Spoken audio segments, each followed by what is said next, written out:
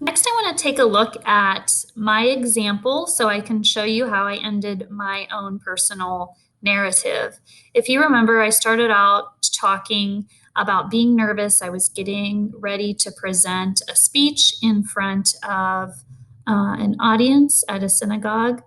We were presenting these people with a quilt that we had made, our seventh and eighth graders had made when I was in middle school. So I just kind of had explained that, and I'm going to go ahead and finish the piece. And I want you to see if you can tell how I chose to work in showing that this particular event was significant to me. Breathe in, breathe out, I told myself. Erica looked over and smiled. We will be fine. Her wide, deep brown eyes were comforting. A short, red cheeked man from the synagogue introduced us, and my mind was so focused on my first note card, I wasn't even sure what he said. Erica and I stepped up to the podium. I was giving the first half of the presentation. Remember to speak clearly. Remember to make eye contact. Remember to look pleasant. There was a slight humming coming from the microphone as I looked out at the audience. All of the men were wearing a kippah, a small round hat on the top of their heads. The majority of the members seemed old to me. I thought to myself, I should try to speak a little louder than normal.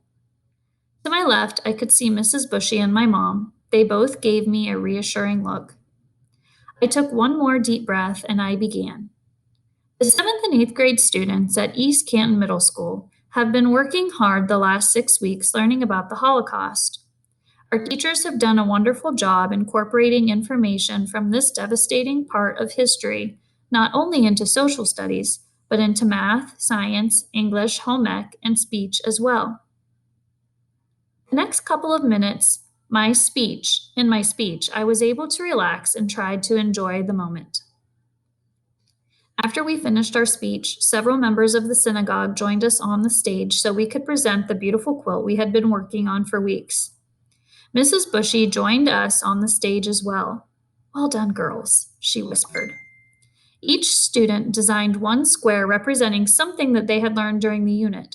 All of the squares were quilted together in a wonderful symbolic gift to these individuals, some of whom may have lived through the atrocities of the Holocaust, but at the very least had family and friends who did. It was a humbling moment to be there to present the quilt to them. Although I have never had to live through anything remotely close to the Holocaust, and hope I never will, I was able to gain a bit more empathy and appreciation for a different culture and religion that day. I'm grateful my teacher gave me the opportunity to represent my middle school. Even though I was nervous, it was a moment I will forever be grateful for.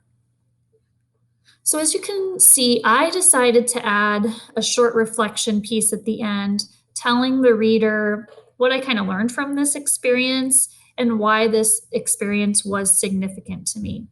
So you may try to do that. Maybe you find it easiest to just add a reflection as your last paragraph, or maybe you had such powerful description and internal thoughts about what was going on that the reader really gets a sense of how and why this particular event was significant to you. So either way is fine. You get to decide as the writer. But remember, as you're finishing your piece today, and then tomorrow's Friday, if you need tomorrow to work, then use tomorrow to work. Tomorrow's just a help day. So, but at the latest by tomorrow, you want to have your rough draft done. And then we're going to continue to work on this essay tomorrow, but you really need to have your rough draft wrapped up.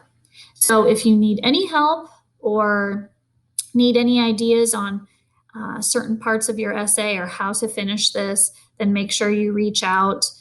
We can always help you with anything you need. I hope you guys are doing well, and let us know anything. Have a great day, guys.